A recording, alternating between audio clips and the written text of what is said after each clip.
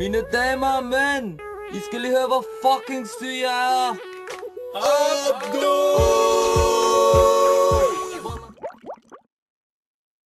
Jack, er du tænker på noget? Ja, hvad tænkte du på? Jeg ved det, fordi jeg skal skrive om mejeribestilling i gamle dage. Altså når du siger gamle dage, hvor gamle dage tænker du så? Jeg har skrevet ned. Ja, det er fint.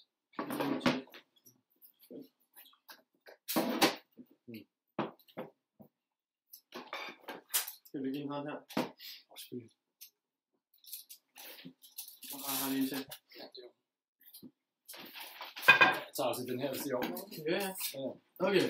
Jeg har det her. 1870 til 1920. Ja, det er under den anden fase af den industrielle revolution i Danmark. Kan du lave min opgave? Det kan jeg altså ikke absolut, men jeg kan fortælle dig lidt om det. Ja, okay. Det hele startede nemlig tilbage i 1837. Wow, Chuckle, hvad skete der lige?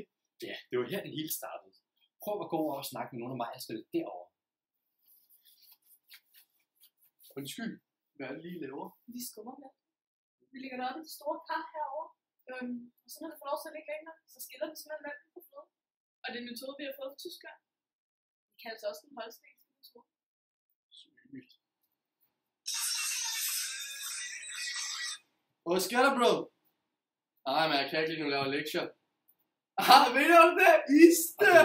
Hey, vent, jeg skal lige til at smutte nu, ikke? Men vi ses om 77 år. Okay? Giv mig det der. Du får den tilbage, når vi er færdige. Nå, nu skal vi til 1850. Så hvis du bare følger med, ikke?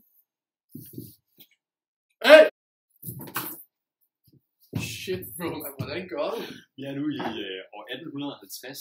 Her var der nogen, der prøvede at effektivisere mejeriprocesserne. Men det gik ikke helt som forventet. Så prøv at snakke med nogle af de ansatte. Kan du bare give mig svaret? Okay. Undskyld, dig, hvad er dig? Må jeg lige spørge dig om noget? Ja, selvfølgelig.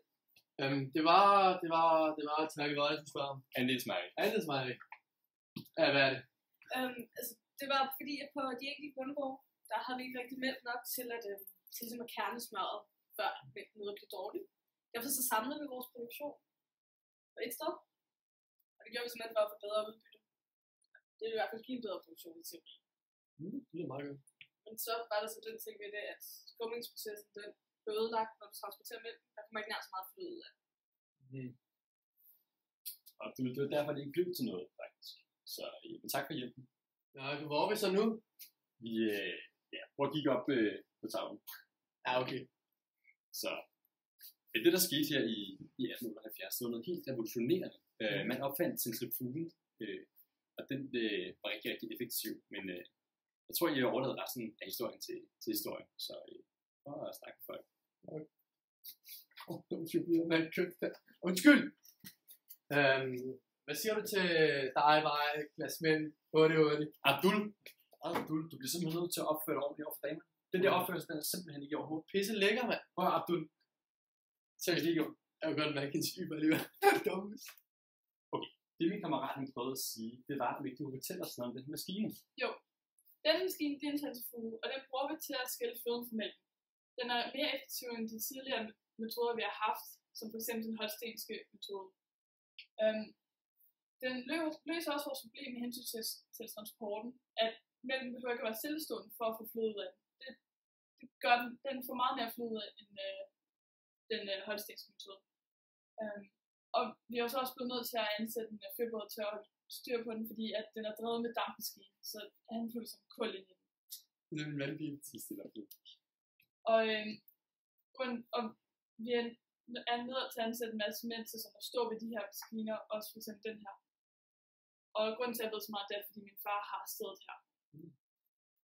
Er det ikke spændende at høre på, Abdul? Helt sikkert. Skal vi lige sige tak til kvinden? Jo, tak, Finn. Okay, har du set sådan en her før? Ja, den vender mig med den. Ja, præcis. Det hedder Aalborg-model. Det er den, vi bruger, når vi skal analysere teknologier. Okay. Så hvis vi lige hurtigt prøver at komme centrifugen ind i den her model, så jeg vil sige, under teknik, der vil jeg placere metal og andet, som centrifugen er fremstillet af. Jeg vil placere dampkraft, fordi vi bliver drevet af dampkraft.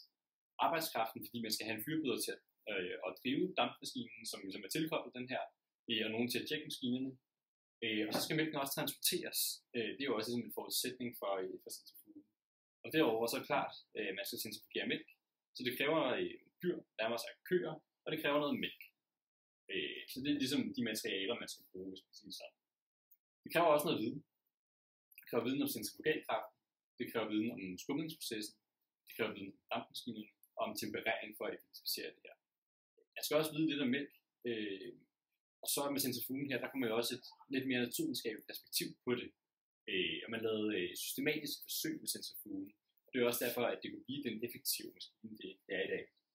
Og måden man organiserede det på, det var ved at have specialuddannet arbejdskraft, mejeristerne, fyrbøderne osv., som kunne deres fag, og ved at sætte viden sammen, skabte man den her centrifuge. Det betyder, at andelsmejerierne fik en ny tid, og maskinerne overtager rigtig meget af arbejdet. Og det betyder også, at man blev nødt til at have det her hierarki, fordi det var ikke lige pludselig, at alle lavede den samme opgave. Folk var specialiseret. Og fordi de var specialiseret og skulle håndtere maskinerne, så var der også mænd, der stod bag. Fordi det kan kvinder ikke. Det kunne de i hvert fald ikke forstå. Produktet var mælkecentrifugen. Det er jo ligesom det, vi har stået og kigget på. Så hvad siger du til det her? Det lyder fint nok. Meget for mig inden for du vil jeg ikke karakter. Og det er fint nok. Så synes du prøver at vurdere det her. Hvad tænker du så? Det kan, hvis du kommer herop og kan fortælle mig lidt om det. Jeg kommer til at tænke på noget, at der må være nogle fordele og ulemper. Ikke? Så der må være nogle årsager og nogle konsekvenser. Årsagerne, så med hensyn til økonomi, så var der prisfald på årene, så man blev nødt til at udvikle en teknologi for at tjene flere penge. Og så var der så politik, der valgte man så at uddanne folk til at komme ud på de arbejdspladser og arbejde sig på maskineri. Og det kunne man så gøre på det kongelige danske og landbrugsselskab. Og så var der kulturen, det var jo et landbrugskultur. Så var der det urbanisering, hvor folk vandrede fra landbruget til industrien. Så folk gik fra land til byen for at arbejde. Og så var der så konsekvenserne. Der var så det positive ved, at der var bedre kvalitet, billigere produkter, så var der ingen transportproblem. Og det negative var så kønsdiskrimination og forurening. Det er kønsdiskrimination. Hvordan var det lige det syne, og hvorfor? Det er fordi, de mente så, at kvinder ikke var gode nok til at arbejde med maskiner. Det er noget bedre. Ja. Så man havde simpelthen et andet kvindesyn. Jeg tager lige sammen med det der. Jeg får ondt i maven af det. Hvor fanden er min kasket? Rolig nu op, du, for vi er snart færdige. Lige nu er vi i 1920, anden fase af den industrielle revolution.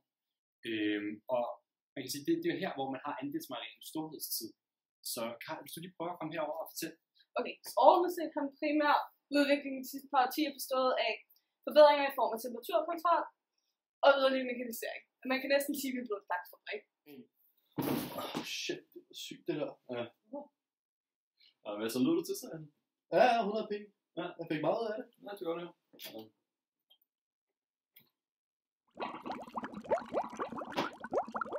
Altså, købte du vandklub? Stiller vi nok, ja.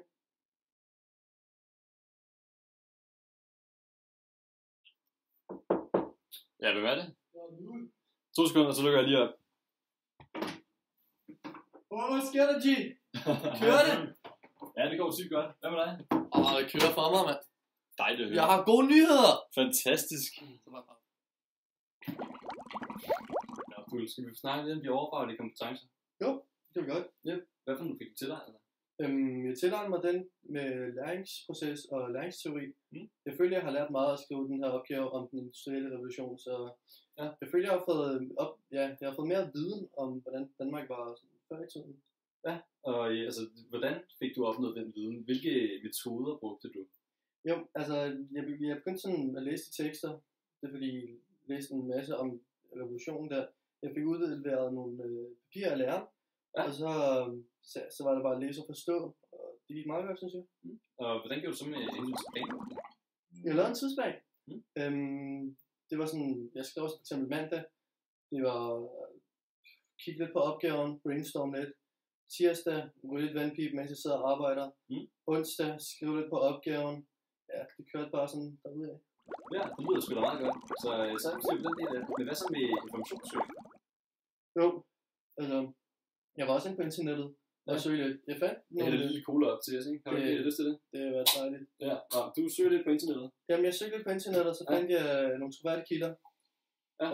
Det gjorde så, at jeg sådan, for eksempel, jeg bruger ikke Wikipedia, for det kan enhver begynde at ændre på. Ja, det er klart. Så jeg var for eksempel inde og se et YouTube-klip fra, det var sådan en dokumentar. Ja. Så fik jeg bare lige sådan set igennem lyd og billeder. Det var ret. Ja. Og så var jeg ellers inde på nogle andre hjemmesider, hvor det var en troværdig kilde, så var det en professor, der havde skrevet det. Det var ret. Ja. Så det er jo lyder som om, at du kan løbe ud af det med informationssøgning og kildekritik og sådan noget. Og kan finde ud af, hvordan man finder ud af, om kilden den er god eller skidt. Ja, præcis. Det gør sådan også, når jeg kigger på kilden, så skal jeg også se, om der var nogle politiske interesser eller ej. Men det var der ikke så meget i forhold til industrien her i Danmark. Nej. Så vi har jo faktisk 2 overfaglige kompetencer tilbage, men jeg synes, at vi skal overlade til de andre.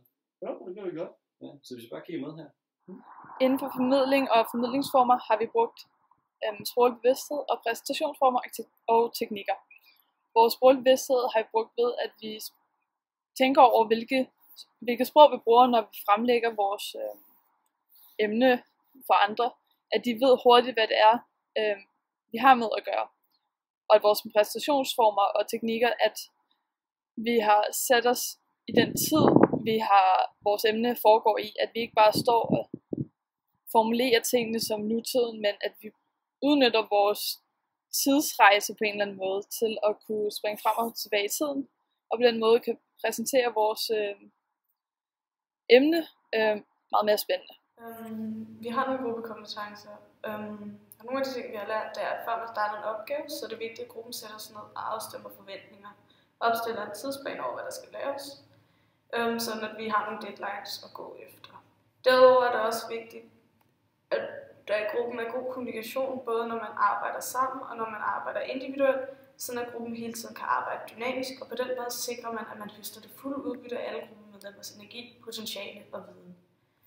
Derfor er det også vigtigt, at man f.eks. udnytter et Google Docs dokument, eller et andet dokumentdelingsprogram, sådan at alle fra gruppen på alle tidspunkter af døgnet ligesom kan se, hvad resten af gruppen har lavet. Og på den måde undgå det, at gruppen laver dobbeltarbejde, og dermed mister dyrebar tid.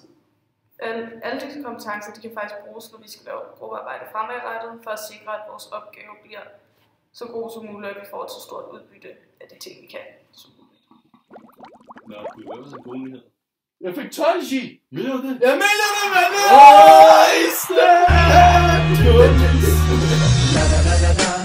هلا اجا الزعيم العظيم على دين مذفقر الشعب يقول اني حاكم كريم ايوه لك تعرفون من هالشخص يا مذر فكر لك وين الويد ولا لك وين الدخان ولا لك دخن كالكبير عظهم ركضهم مثل بولت خلي يسمعني يعني طلع الصوت عربي حبيبي يلا نجتمع نحط فردقات سمعين ببيت الرقص بالكلاب سكرانين